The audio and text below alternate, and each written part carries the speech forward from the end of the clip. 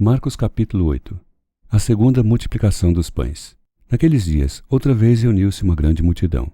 Visto que não tinham nada para comer, Jesus chamou seus discípulos e disse-lhes: Tenho compaixão desta multidão. Já faz 3 dias que eles estão comigo e nada têm para comer.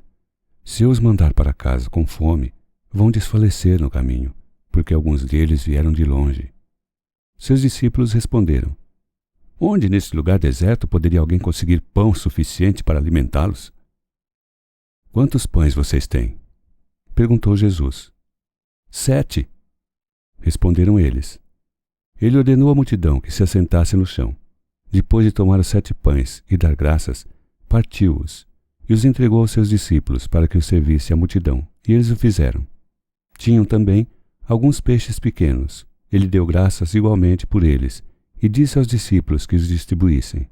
O povo comeu até se fartar, e juntaram 7 cestos cheios de pedaços que sobraram. Cerca de 4.000 homens estavam presentes. E tendo-os despedido, entrou no barco com seus discípulos e foi para a região de Dalmanuta. Os fariseus pedem um sinal. Os fariseus vieram e começaram a interrogar Jesus. Para pô-lo à prova, pediram-lhe um sinal do céu. Ele suspirou profundamente e disse: Por que essa geração pede um sinal miraculoso? Eu lhes afirmo que nenhum sinal lhe será dado. Então se afastou deles, voltou para o barco e foi para o outro lado. O fermento dos fariseus e de Herodes. Os discípulos haviam se esquecido de levar pão, a não ser um pão que tinham conseguido no barco. Advertiu-os Jesus: Estejam atentos e tenham cuidado com o fermento dos fariseus e com o fermento de Herodes. E eles discutiam entre si, dizendo: É porque não temos pão. Percebendo a discussão, Jesus lhes perguntou: Por que vocês estão discutindo sobre não terem pão? Ainda não compreendem nem percebem? O coração de vocês está endurecido? Vocês têm olhos, mas não veem? Têm ouvidos, mas não ouvem? Não se lembram? Quando eu parti os 5 pães para os 5.000, quantos cestos cheios de pedaços vocês recolheram? 12, responderam eles. E quando eu parti os 7 pães para os 4.000, quantos cestos cheios de pedaços vocês recolheram? 7, responderam eles. Ele lhes disse: Vocês ainda não entendem? A cura de um cego em Betsaida. Eles foram para Betsaida e algumas pessoas trouxeram o cego a Jesus, suplicando-lhe que tocasse nele. Ele tomou o cego pela mão e o levou para fora do povoado. Depois de cuspir nos olhos do homem e impor-lhe as mãos, Jesus perguntou: Você está vendo alguma coisa?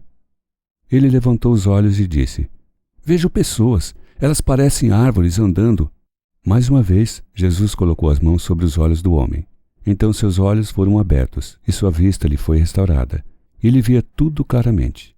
Jesus mandou para casa, dizendo: Não entre no povoado. A confissão de Pedro. Jesus e seus discípulos dirigiram-se para os povoados nas proximidades de Cesareia de Filipe. No caminho, ele lhes perguntou: Quem o povo diz que eu sou? Eles responderam: Alguns dizem que és João Batista, outros Elias, e ainda outros, um dos profetas. E vocês? Perguntou ele: Quem vocês dizem que eu sou? Pedro respondeu: Tu és Cristo. Jesus os advertiu que não falasse a ninguém a seu respeito. Jesus prediz sua morte e ressurreição.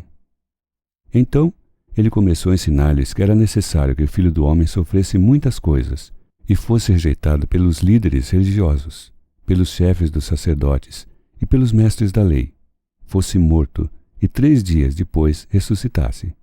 Ele falou claramente a esse respeito. Então, Pedro, chamando-o à parte, começou a repreendê-lo.